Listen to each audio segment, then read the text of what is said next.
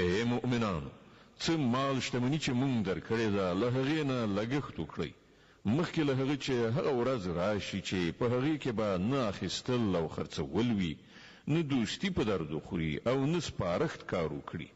او ظالمان اصلا هغه کسان دي چې د کفر لاره غوره کوي. الله هغه ژوندی ابدي ذات نه پرته چې ټول کائنات یې تنظیم کړي دي، بل هیڅ خدای نشته. هغه نه ویده کیږي او نه پریشانی پرې راځي. په ځمکې او اسمانونو کې چې هر څه دي د هغه دي. څوک دی چې د هغه په وړاندې د هغه له اجازې پرته سپارښت وکړای شي؟ څه چې د بندګانو په وړاندې دي پر هغو هم خبر دی، او څه چې له هغو نه پټ دي پر هغو هم خبر دی.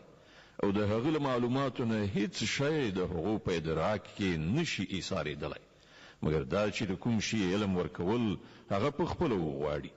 د هغه حکومت پر آسمانونو او ځمکه خور شوی دی، او د هغو ساتنه د هغه لپاره کوم ستومانونکی کار نه دی.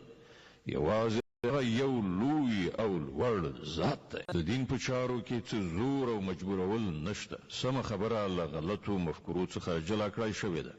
اوس چې څوک له کوم طاغوت نه منکر شي او په الله ایمان راوړي، هغه یوه داسې کلکه آسره ونیوله چې هیڅکله ماتېدونکې نه ده.